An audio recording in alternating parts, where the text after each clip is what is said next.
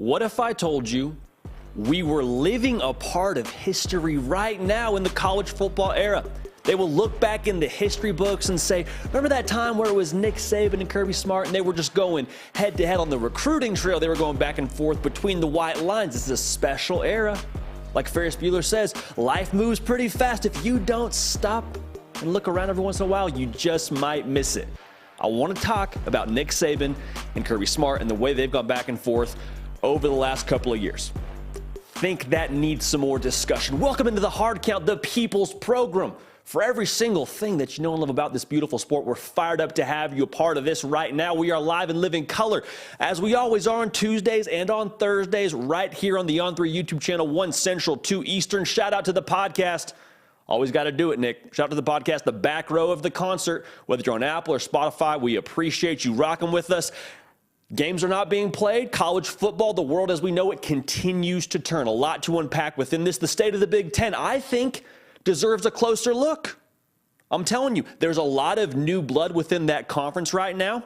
Pretty soon, there won't be divisions within that conference. I think we should take a look at the 2023 picture within that Big Ten conference. I think it's very fascinating and a little bit more open than you might think it is. Ohio State and Michigan, yes, sure, 100%. Got to talk about them, but might there be one, maybe two more players in that conference race? Think it deserves some discussion. How about Mike Norvell, man? Getting a bag.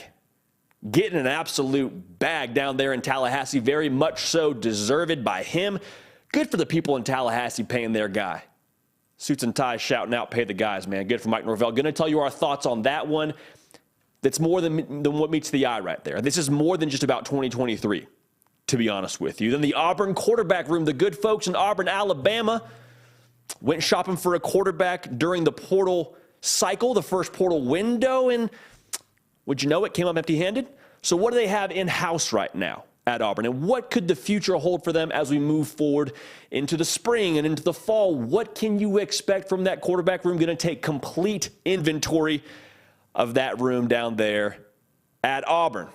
So fired up to have you along for the ride, man. They're not playing games right now, but the juices are flowing. The caffeine intake is high. Nick breaking out, vibing out before the show. The vibes are good over here. We're very glad to have you part of this. We cannot waste any more time. Let's get after it. David Pollack at halftime of the national championship game. The game wasn't close, to be fair to David Pollack, but started riffing a little bit about where Georgia stood in the college football landscape as it pertained to the rest of the field. Now, David Pollack went to Georgia to provide some more context, but he said what everybody was thinking. Georgia has now taken the torch across the college football landscape. They now have the throne. They've got the crown down there in Athens. Went back to back. But would you know who is sitting next to him on the desk? A1 Nick Saban. Obviously the greatest of all time, head coach at Alabama. And you could just tell that there was a certain emotion that invoked within Nick Saban. And it wasn't obvious. It wasn't something that appeared on his face, but you could tell that the GOAT took a mental note of that. Jotted it down, put it in his back pocket, I would imagine later to put on the bulletin board in Tuscaloosa. But I just think we need to take inventory of what's going on right now in college football. Because you have two of what I think will eventually be considered the greatest of all time in the coaching profession. In Nick Saban, obviously, who is already solidified as the GOAT, and maybe one of the up-and-comers, not one of the up-and-comers, that's not even the right verbiage to say, one of the best in the game, probably the best in the game right now if we're siloing the last 2 years in Kirby Smart. Because we'll look back on this thing. We'll look back on the history books and we'll sort of thumb through the pages and we'll stop at this section of the time where Kirby Smart and Nick Saban went back and forth. Because truthfully, we're at a crossroads in the sport right now. Georgia just went back to back. They got now. They are the king of the hill. However, not to be a victim of the moment or recency bias, but Alabama, the last 5 times they've played, Georgia and Bama, Bama's 4-1. Now, obviously, that one was in the national title game in 2021, so, sort of goes how it goes. But then you look back to the recruiting trail. And Alabama, over the last 6 years, has gone 4-2 against Georgia in terms of having a higher recruiting class. I believe over the last 4 years, they're 4-0. And I put this out on the social media page. Nick Saban right now is like J. Cole. And some of y'all will get this reference. If you don't, I'll explain it to you. J. Cole is famous for going what we call platinum with no features, meaning on all of his songs on his album, 2014, Forest Hills Drive, there was nobody else featured on the songs with J. Cole. All right, now Nick Saban just signed the #1 recruiting class in all of the land. In all of the land. And guess what? He did it with no features. He did it with what is essentially no coordinators. Sean Palmer, one of our designers, absolutely bodied this graphic. Look at that, man. That's Nick Saban. That's J. Cole. They're one and the same right now. Can't convince me otherwise. Nick Saban is operating at one of the most elite levels, still doing GOAT things. So yes, Georgia has right now. Do not get it twisted. I am not here to rain on Georgia's parade by any stretch of the imagination. But Nick Saban, if you're going to count him out, shame on you. Shame on you for not learning from history, from what he's been able to do over the course of an expanded period of time. He's got 7 natties, y'all. There's a reason why he has 7 natties. It's because he adapts to the game. I don't think he's done adapting. Okay, so really quickly, if you have not yet subscribed to the On3 YouTube channel, would love to have you a part of this program, a part of the party. We are live here right now, obviously, Tuesdays and Thursdays, 1 Central, 2 Eastern. Lock in with us. Also, catch me on the socials, at Judy Piquel on Twitter, as well as on Instagram. So let's examine this a little bit closer. If Alabama were to win the national championship next year, how would we feel? What would be the assessment on Alabama? Well, the first is, the guess is they probably had to beat Georgia.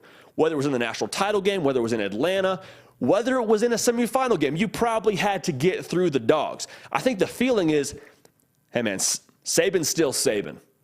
Bama's still Bama. Alabama and Nick Saban, they still got it.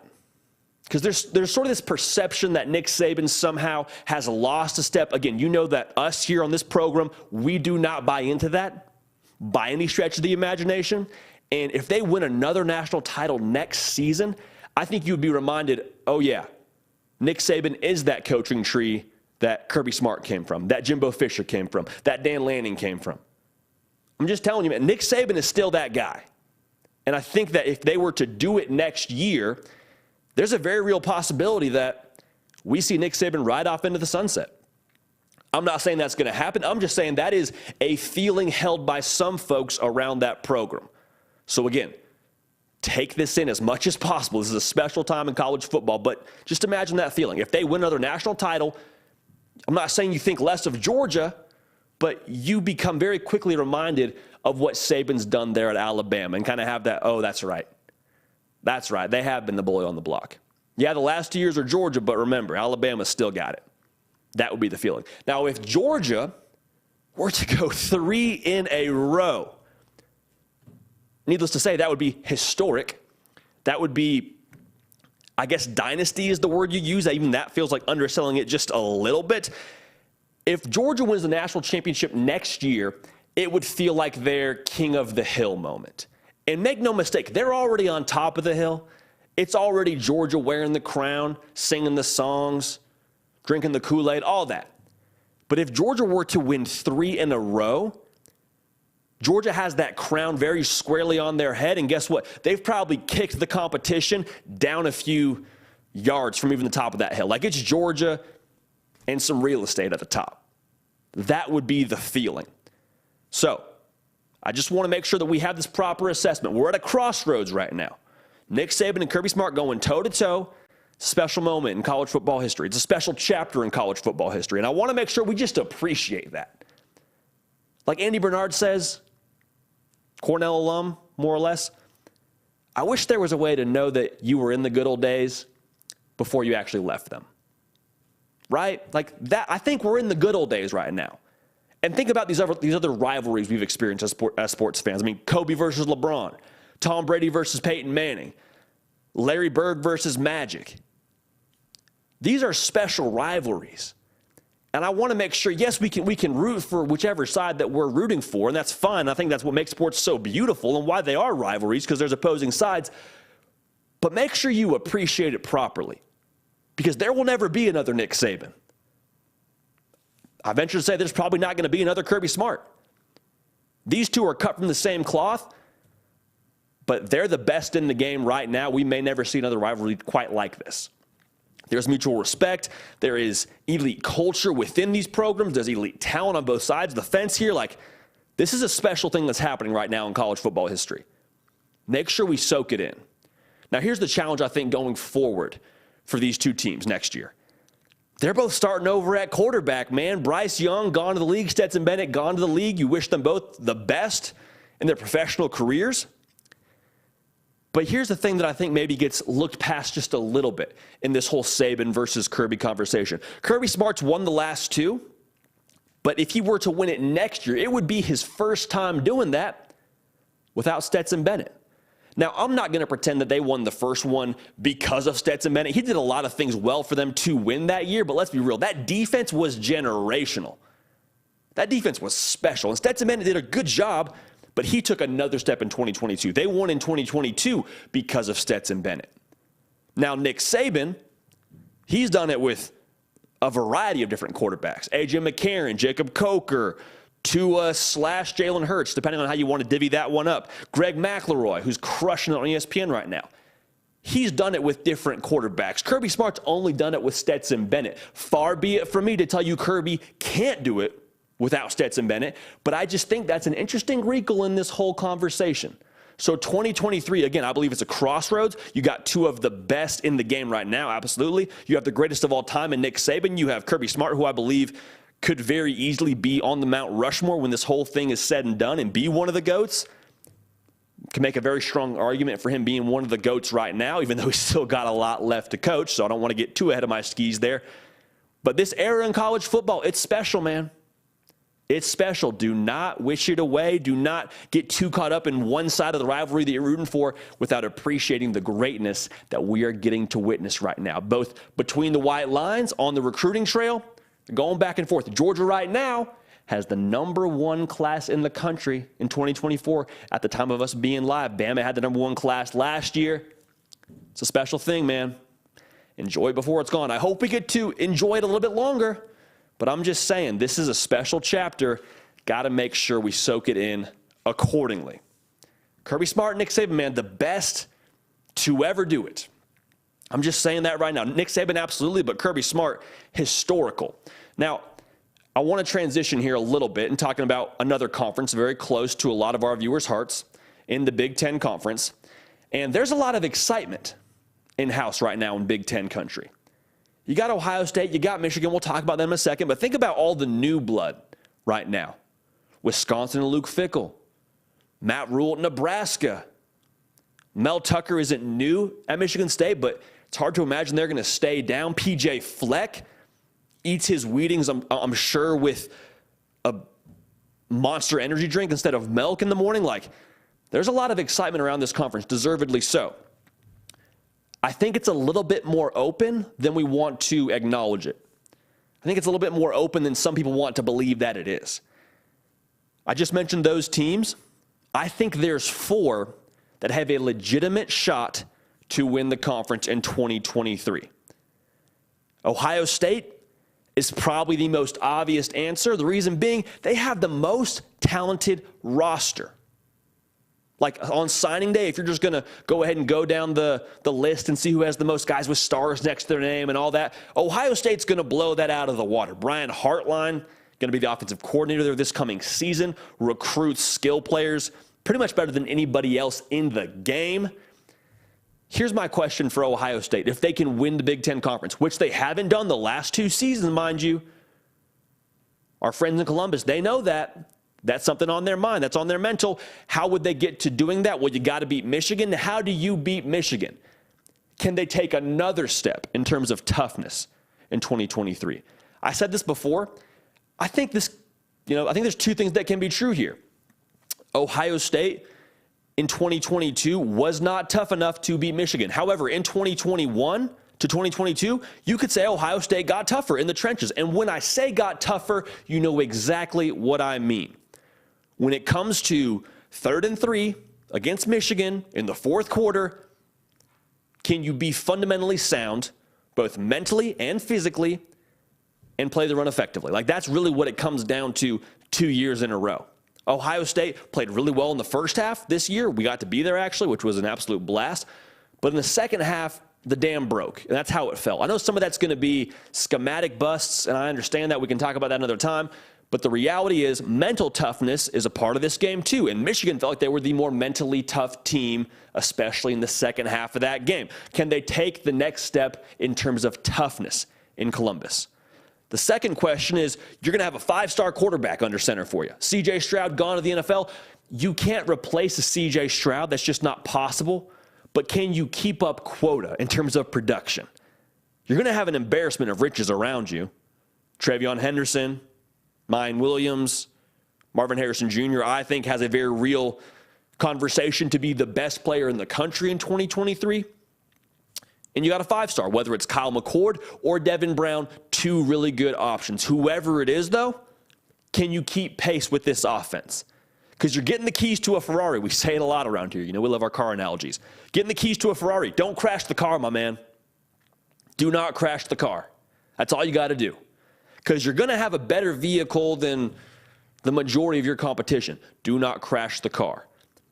And really kick it into overdrive against Michigan. So Ohio State, pressure bursts pipes. It also makes diamonds. Which way are you going to side if you're Ohio State? Because we all know the pressure is enormously high right now at Ohio State. The standard is just different than it is anywhere else in the country at Ohio State. Win national titles, win the Big Ten, beat Michigan. All right? Not necessarily in that order, if you're picking up what I'm putting down. But Ohio State, absolutely one of the teams to watch. One of the teams that obviously can win the Big Ten in 2023, among others. More on that in just a second. If you have not yet subscribed, we'd love to have you all a part of this operation, okay? The People's Program. Also follow me on Instagram and on Twitter at JDPikel. Put a little story out before the show, Nick, did we? And I'm just saying, we were vibing. A little behind-the-scenes look at what we got going before the live show gets going. So I'm just saying, you want to watch that on Instagram. Stays up for, what, 24 hours? Do the stories? Follow me there. We have a good time there. Michigan is back-to-back Big Ten champs. Michigan's the bully on the block. And here's the reality. When is the bully the most dangerous? Like, when does that bully have the best edge to them? I'll tell you this right now. When they've bullied a few of the people on the block, when they have control of the block. Because you can be a bully on the block, but still not run the block. Right now, Michigan runs the block. You hear what I'm saying here? Michigan has proven to themselves multiple times now with different quarterbacks, different coordinators, different personnel, that they are who they think they are. To quote Dennis Green, they are who they think they are. And I'm paraphrasing there a little bit. It's not exactly the quote, but you hear what I'm saying here. I don't think there will be any drop-off without Matt Weiss. I think Sharon Moore is one of the best offensive coaches in the game right now. Love the way that he controls that offensive line and the way that they have been a Joe Moore award-winning offensive line 2 seasons in a row. They have an identity about themselves, and it is bully ball. It is, we're going to move you against your will. Our big human beings will move your big human beings, and we will just have our way. That's the reality.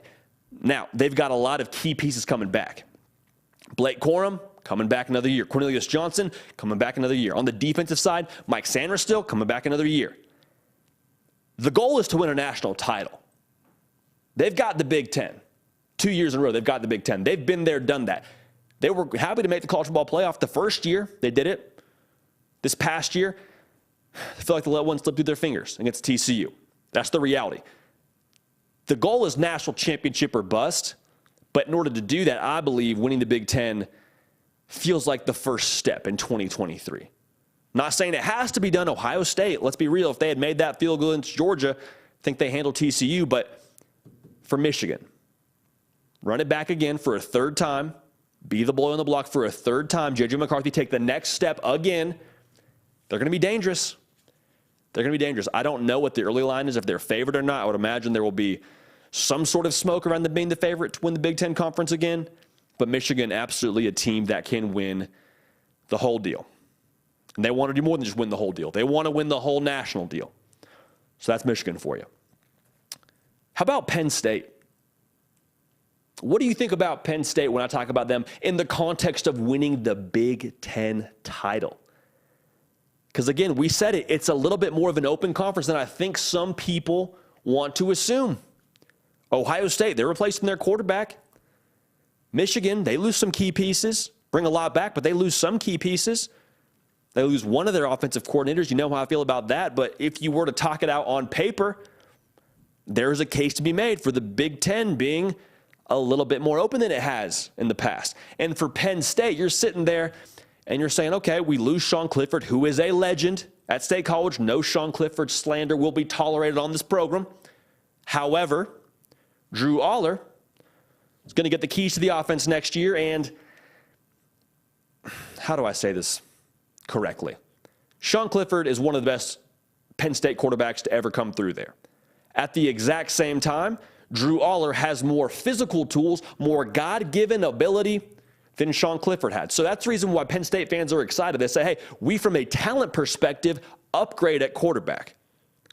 Oh, by the way, a lot of our other top talent, it's going to get a whole other offseason in the program. And to use Charles Powers' verbiage, and he is the director of scouting and rankings here at On3, so he knows these guys and their skills inside and out. Nick Singleton, one of the best in the country. These guys are going to cycle up.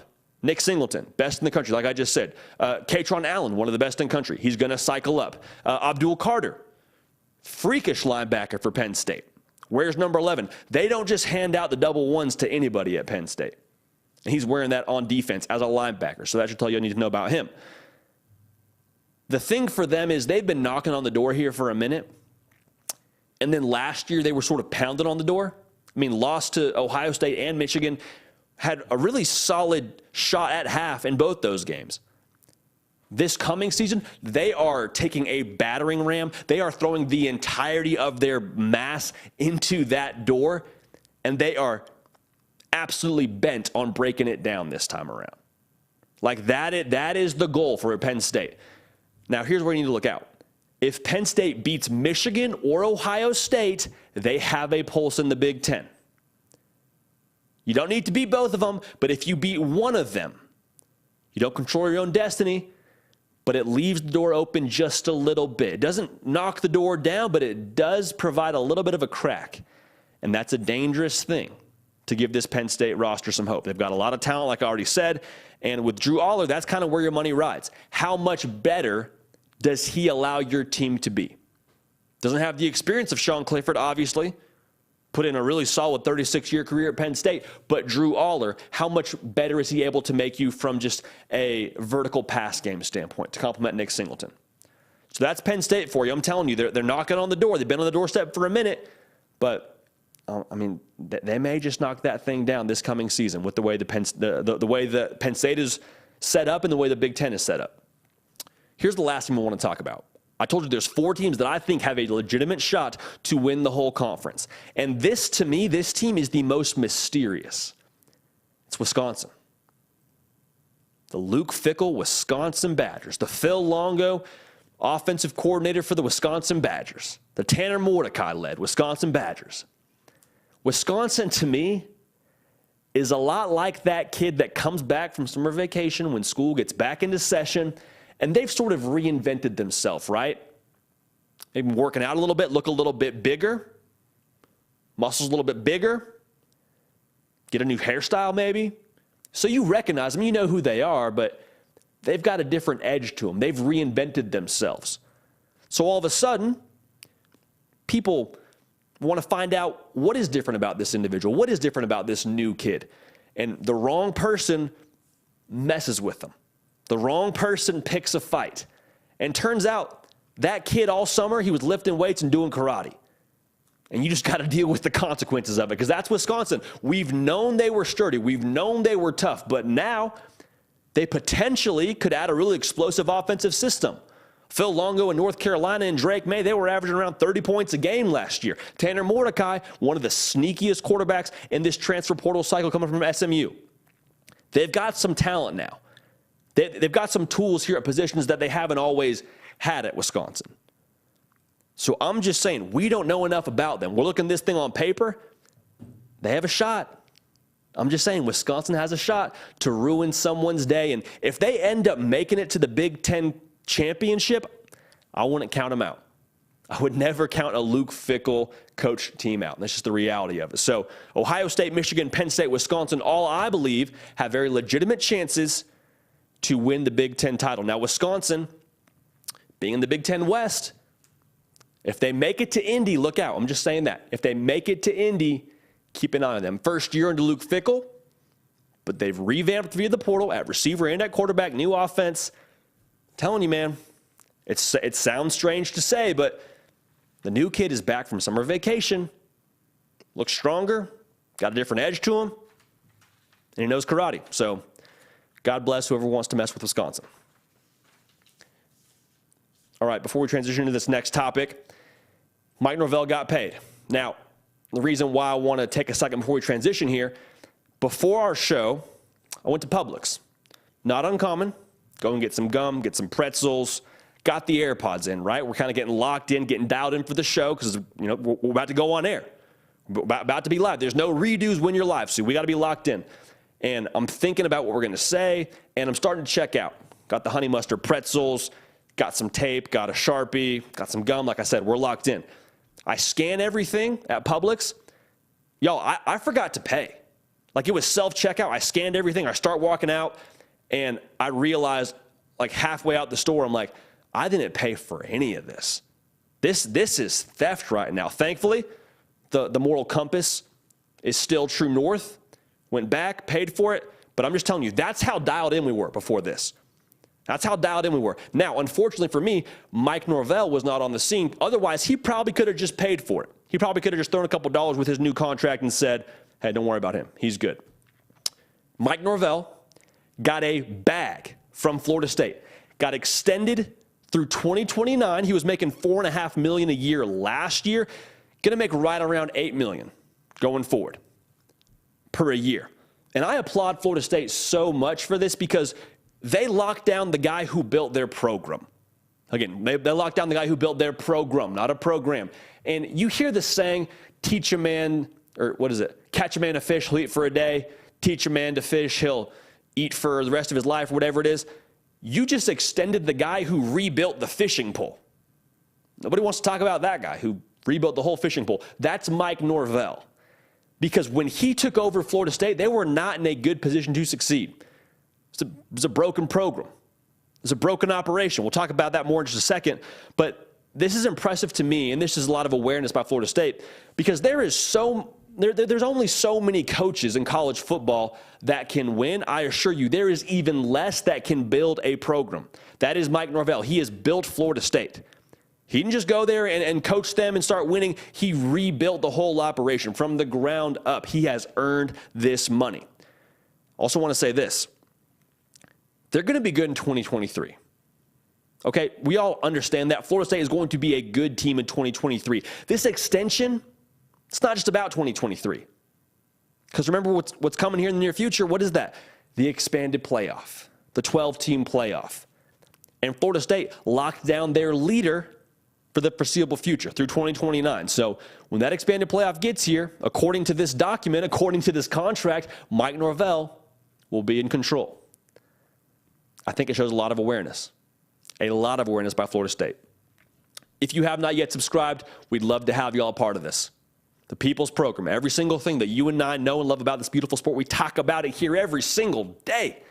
Live on Tuesdays, live on Thursdays. Also find me on social media at JD Piquel on both Twitter and on Instagram. I said it when Mike Norvell took over this operation, it was broken. It was broken from a roster standpoint. Yes, they didn't have the talent necessary to succeed. From a culture standpoint, they didn't have the processes in place. They didn't have the approach in place to be successful long term. He also took it over during COVID, when basically you weren't allowed to do anything and everyone was kind of coaching left-handed. Try doing that, but then being your first year in the saddle. In 2020, they go 3-6. In 2021, they miss a bowl game. They go 5-7. Again, you're building. In 2022, the Death Star is a little more operational. You win 10 games. Good for Florida State saying, we're going to invest in this stock now because we understand this could just be the tip of the iceberg. This whole thing may boom. The roster for Mike Norvell, when he got it, was like a broken car. Someone hands you an old beat-up Volvo and they say, go drive, man. Go take that thing somewhere else. Go take it off the lot. Go the distance. You and I both know that's not possible. So what do you do when you have a car that doesn't work and you have to get from A to B? You go and get new parts. And that's what Mike Norvell has done via the transfer portal. Everyone wants to talk about recruiting in the state of Florida, and we're going to talk about that too, but Mike Norvell built this thing. He retooled this whole thing with the portal. And there's been success story after success story. Jordan Travis transferred in. Jaheim Bell is going to transfer in. Fentrell Cypress, one of the top players in the transfer portal, is going to transfer in. They've got a lot of pieces that have come there and be successful. Micah Pittman, Johnny Wilson, Jared Verse. Like, we go down the line here, and there's guys that have transferred from one situation to Tallahassee and found success. And Mike Norvell deserves a ton of credit for putting those talented players from the portal in position to succeed. It's not easy because you got to find the right parts. You can't just plug and play any part. It's got to be the right part for your system, for your program, for your car. And they have done that effectively, and they're continuing to do it going forward. Because the roster was broken. You had to go and get parts. Now, it wasn't just a copy-paste situation. Like, everyone talks about USC and how they used the portal and overhauled their roster. To be real with you, a lot of that, I don't want to say a lot of that. Some of the key pieces, the most important piece for USC was a copy and paste from Oklahoma with Lincoln Riley, taking Caleb Williams to Los Angeles. You win a Heisman Trophy. Life is good. Okay, so that wasn't what Mike Norvell did. Had to be a little bit more meticulous than that. Now, internally, like I said, they weren't in a competitive place. They did not have the right culture in place. And I don't want to pretend that I'm behind closed doors in Tallahassee. To be honest with you, I don't have any clearance, I believe, in Tallahassee, Florida, for the time being. Florida State, we'd love to come and take a visit. Let us know. But when I listen to him speak about his football program and about the way that he operates and about what he expects from his team and what they focus on, he reminds me of Kirby Smart. I'm not saying Mike Norvell's Kirby Smart. Do not misunderstand me when I say that. But I would say that Mike Norvell focuses on the right things, internal over external. We focus on us. We don't worry about you. We worry about what we do in-house when we show up on game day. If we've done our process effectively at an elite level, we will dominate on Saturdays. That's the same thing Kirby Smart talks about, the same thing Nick Saban talks about. Competition is paramount, right? Competition is the lifeblood of success a lot of times, but competition starts internally. You compete as hard as possible in-house, and then when you get to the field, should be a lot easier. That's what they preach at Tallahassee. That's what they preach at Florida State, and I think that's a very good sign for them going forward. You can have talent, but if you don't have culture, it's what makes the whole thing go. It's what makes the whole car go. Now, you locked in your coach for good at least until 2029. Here's the potential impact. You had a good 2022. You have your coach there for a longer period of time. If you sprinkle in what they're supposed to do in 2023, this roster could boom on the recruiting trail. This program could boom on the recruiting trail because of the talent that's available in the state of Florida and because of all the guys that are now going to take a second look at Florida State and say, I was thinking about X school, Y school, maybe I was thinking about another in-state school, and you know what? Florida State's doing some really good things right now. They're winning a lot. They're running this state. I at least want to take a second look at how they're developing their players. I want to take a second look at what they're doing on Saturday afternoons. That's what Florida State is flirting with right now.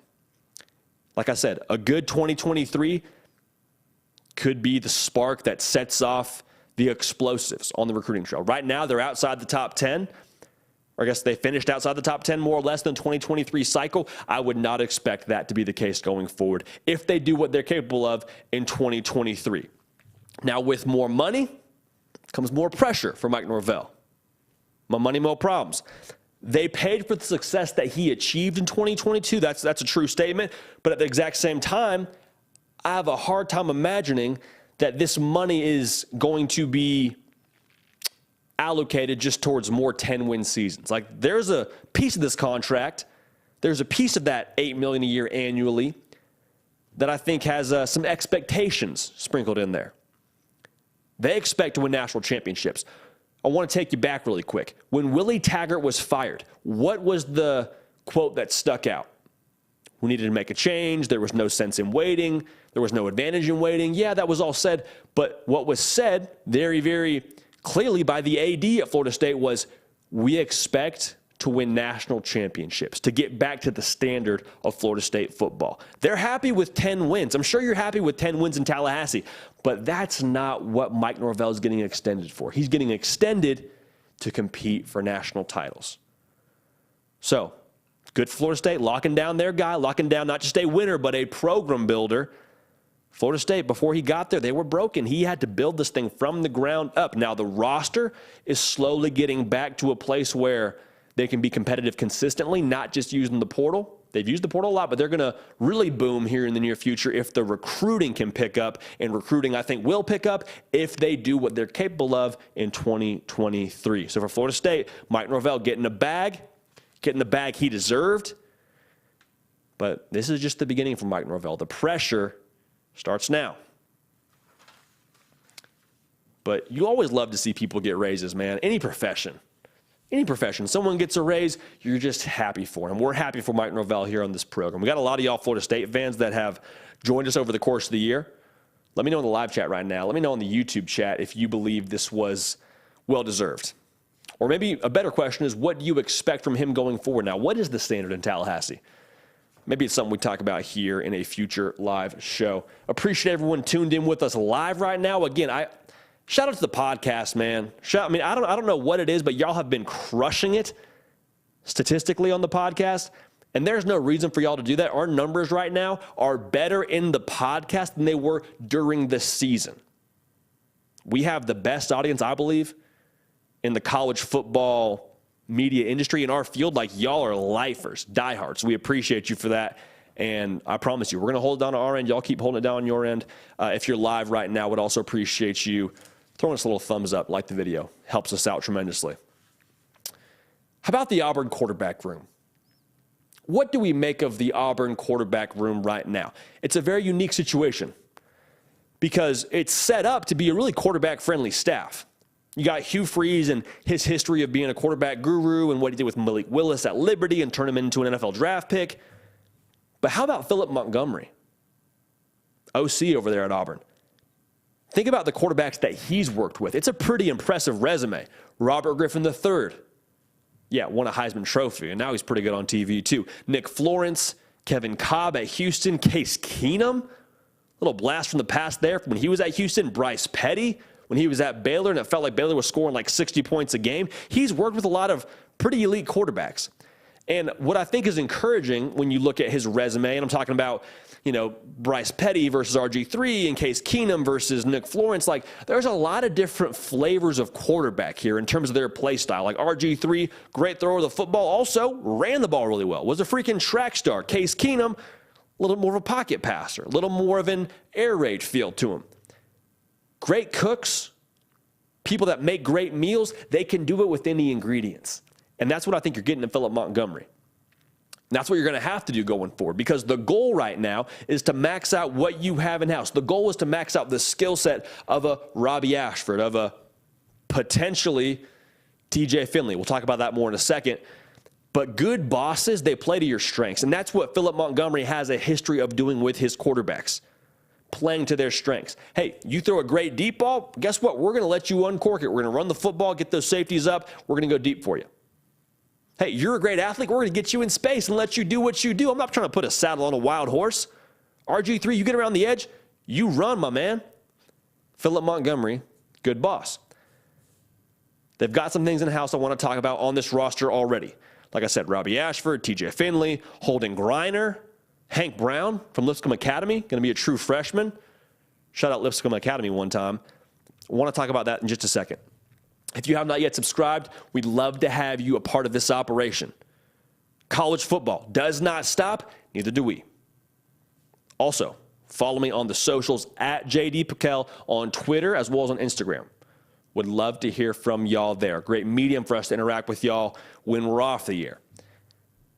So what do you got in the house? Holden Griner, 4-star quarterback, got a red shirt. A lot of talent there, but not really a sample size to go off of from an on-field perspective. Okay, so you got that. You got Hank Brown, who was recruited by Hugh Freeze. They're really high on Hank Brown for what he's going to be in the future, but it's sort of that conversation, the future at Auburn. So right now, I think you look pretty closely at the Robbie Ashford and TJ Finley situation. And Robbie Ashford, a lot of tools, a lot of talent. Didn't knock it out of the park last year, but maybe in this new system, maybe with this new coaching staff, he flourishes a little bit. It's never been a matter of does he have the ability. It's can he put it together? Can he mesh with the offense and be consistent? He was like sub 50% completion percentage last year. I understand he was hurt. I understand. Some of that is not necessarily fair criticism, but I need you to be efficient. Philip Montgomery said we need to be efficient distributors of the football. So for Robbie Ashford, that's the next step, I think. But I'm excited about what he could be for Auburn with this staff. My attention for this segment, I think, lies with TJ Finley. 12 touchdowns, 10 interceptions on his career at Auburn. Was the starter last year out of camp. And TJ Finley, a lot of ability, like big arm, good athlete, but there's a sample size there. And when people show you who they are, when people tell you who they are, you got to believe them. TJ Finley has shown you who he is at Auburn. He's shown you what he can do at Auburn. I don't know that we need to keep revisiting this. And that sounds a little bit harsh. It probably is a little bit harsh. I'm not here to dunk on TJ Finley, but if you talk about success in 2023, I think you likely see him transferring out after the spring. That's just my feel on it. I would love to be wrong. I pull for TJ Finley. I think he's gotten a lot of criticism that's not warranted, but still, that production to me is not under a small sample size. It's under a reasonably large sample size at Auburn. So I think Robbie Ashford is who you look to as QB1 through spring going forward. If TJ Finley can push him, great, but the feel is around Auburn that TJ Finley will eventually jump in the portal post-spring. Now, if you remember correctly, the Auburn Tigers also went shopping in the portal as well. There was a feel there for a while that it was going to be Grayson McCall from Coastal Carolina, that he was going to be the guy at Auburn, that he was going to be your quarterback this coming year. And Auburn's already told us how they feel about their quarterback room, for those of y'all that know what I'm talking about. Like going to the portal for a transfer quarterback is a lot like shopping for a fridge, man. You don't just go shop for a fridge for fun. If you see me at Home Depot, you see me at Lowe's, and I'm looking at the fridges, I'm not just looking at the fridges for my own health or because I enjoy just perusing. Same thing with transfer quarterbacks. If you are in the portal, there is smoke around you taking a transfer quarterback. You are there to buy. You are there to take a transfer quarterback because you believe that at home within your program, your fridge, you have questions about. Now, I don't know that you have any broken fridges at Auburn, Alabama. I mean, Robbie Ashford, I think, is serviceable. I told you, I think he could be an 8-game winner, maybe 9-game winner with the right system around him, and the playmakers are kind of a question mark. But you hear what I'm saying. Auburn was looking for a quarterback. When you're looking for a quarterback, when you're looking for a fridge, you are there to buy. All right? You are there to acquire a quarterback. Now, I believe that they will take a quarterback post-spring. To what degree, to what level of talent do they bring in? We'll see. We'll see. I have a hard time believing they have anybody that they're going to find post-spring that could be their starter game one. But you add some security, you add some depth, and at the very least, you add someone that can push the room from a competition standpoint. Because that's what it's going to be. If TJ Finley does indeed transfer out, you have one individual with real game experience in Robbie Ashford. And they've done a lot through the portal, has Auburn. They've done a lot to retool that roster and help that defense, and I think they're going to do more post-spring as well. But if you're going to retool the roster to the degree you have, I think you want somebody more established driving the car, if you hear what I'm saying here. So that's what I feel about Auburn right now. That's what I feel about the quarterback room. I'm saying, man, you don't go and shop for a fridge for fun. You don't go and shop for a transfer portal quarterback for fun. You do it because there is a need. You do it because there is some sort of insecurity around that position group. So for Auburn, we'll keep an eye on that. I promise you we'll talk about it through the spring. We'll have some spring intel for you. Go get a membership at Auburn Live. Justin Hokanson and the guys holding it down on that site. Our Auburn On 3 site, they do a phenomenal job. But the Auburn quarterback room, I think it's something to watch going forward. So that's how we feel about Auburn. Man, I'm telling you, spring football is almost, do y'all realize how close spring football is? Spring football is right around the corner. I think some programs start in March. A lot of programs start in March. Spring games in April 15th, 22nd, and the 8th. They're all pretty big weekends. It's going to be fun, man. Football, I'm telling you, college football, a year-round event. when they play games, you get a lot of other eyeballs on the sport, but it's worth watching year round, and we're thankful that it is because it's the reason why we have a job. Again, shout out to the podcast. Shout out to everybody tuned in live on the YouTube right now. We appreciate y'all. We love y'all. Put a call to action out on my Twitter, as we always do, and said, I want to hear from y'all. Drop your questions for the live show. Again, on my Twitter page, at JD Piquel, we will routinely put out that call to action because we are the people's program. We would not be the people's program if we did not involve the people into the program. So now, bringing on the people's producer, heavy lifter extraordinaire, Bills Mafia media member, Cliff Kingsbury recruit. What am I missing? Pride of Owensboro, Kentucky, Nick Brake. Nick, how we doing, big dog? What's up, JD, man? How you doing? I'm great, man. I'm doing phenomenal. I think your intro grows each time. I need to switch it up, give you some more seasoning, and get you some more titles. But, man, I'm doing great. How is this? What day is it, Thursday? It's Thursday, okay. February 9th, man. We're getting right through the winter. Beautiful. Spring ball is coming, my friend. And you're anti-winter. You're anti-January, rather. Is that correct? I'm anti-January, yeah. I just hate the short days. I like the sun, and we don't get the sun when the time we leave the studio, time we leave the headquarters, about dark. So that's so true. We're getting there. We're getting that's to so the end. True. We're almost there to spring football. I don't think the groundhog saw his shadow, but I've never really messed with the groundhog to begin with. But never trust a groundhog. Never trust a groundhog, man. That's what the streets are saying, at least. What are the good people saying on the Twitter sphere today, Nick? Well, first question coming from @TheRamblingSimp. What's your thought on Hugh Freeze saying he judges athleticism based on the skinniness of the ankle? I'd have to see this quote somewhere, JD. Nick, is this your burner? No, I'm not the rambling simp. I think, dude, I don't know. People have been calling you a simp. I haven't known you to ramble, but I'm just saying, if the boot fits, no judgment here. I mean, hey. No judgment there. No, I wish I was Stump. That's an awesome name. Rambling Stump, Rambling Simp. I mean, Stump McDowell. I love it. Awesome. Shout out Stump McDowell. Shout out Rambling Simp. In fact, not Nick Brake's burner is what we have confirmed. So this is something that came from, oh gosh, I'm forgetting her name. The lady who was, I believe, the academic counselor in season 1 and 2 of Last Chance U.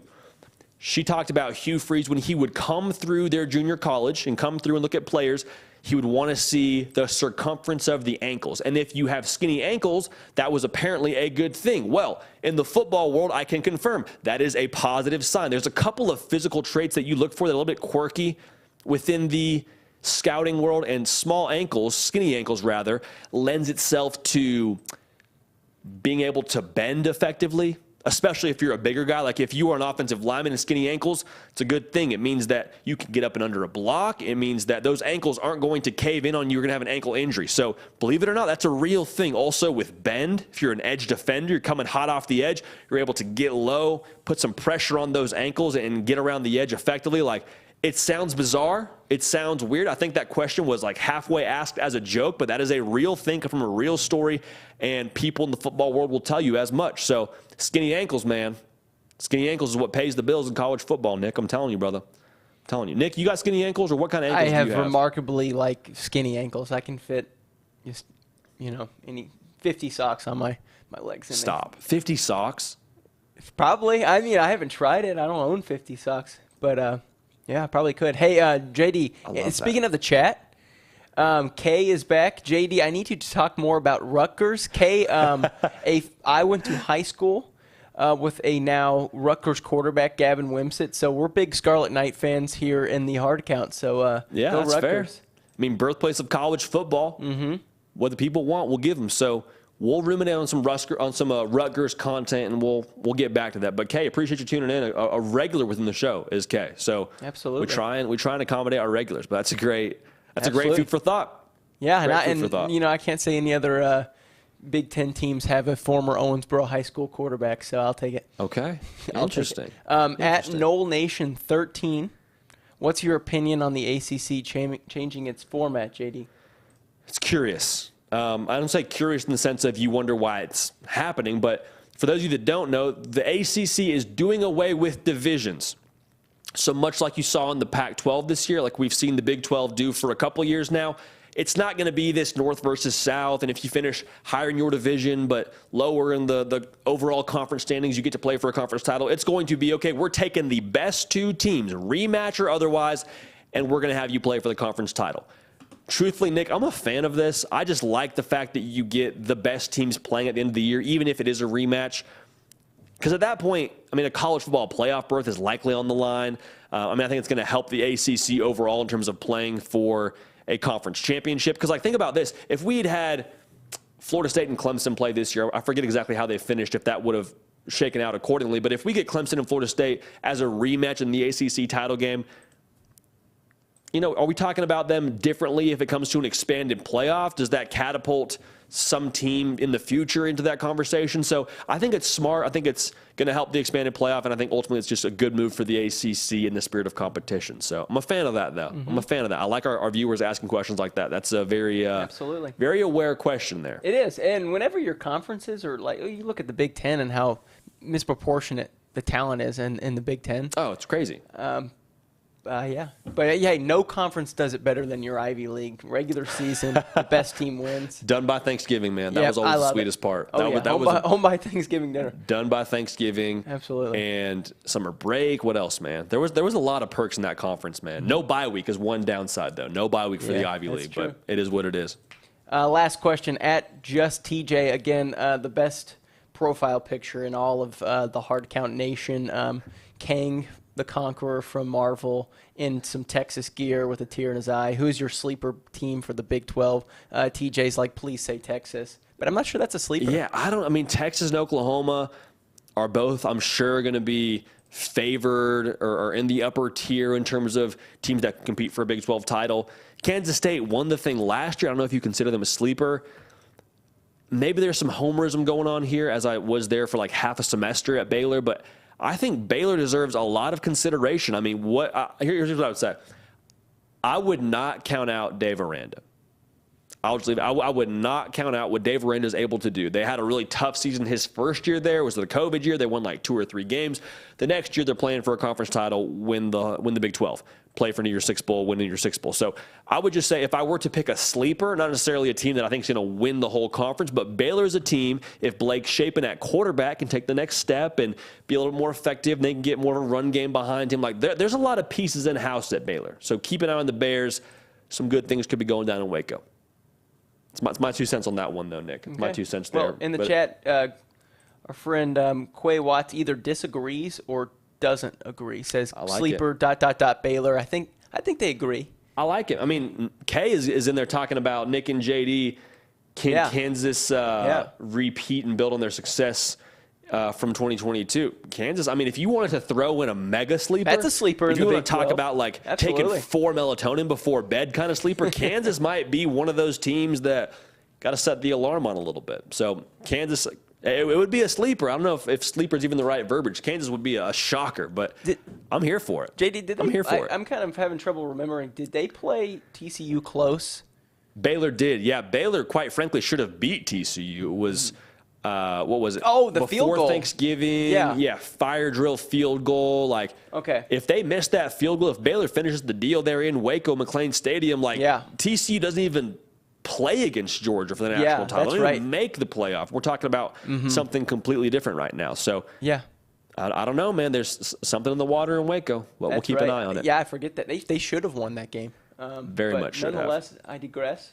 JD, I'll see you Tuesday, my friend. Nick, Tuesday it is. Appreciate you holding it down. Nick Brake again, keeper of the queue, doing everything you see here, everything you listen to here as well, if you're a fan of the podcast. Y'all, appreciate you so much. I never know exactly how to end these things because I feel like I'm always left with a sense of gratitude and appreciation for y'all spending some time with us, man. College football, the greatest sport in the world. Extremely, extremely grateful for the fact that we get to talk about it here on a daily basis, get to be live twice a week. It's absolutely phenomenal. So tons of joy there. Also, if you'd like to talk about some other joy I have in my life, feel free to hit me in my direct messages on Instagram and on Twitter at JD Piquel. Subscribe to the channel if you have not already. We're so glad to have you a part of this. We appreciate y'all. We love y'all. We're going to keep the party rolling.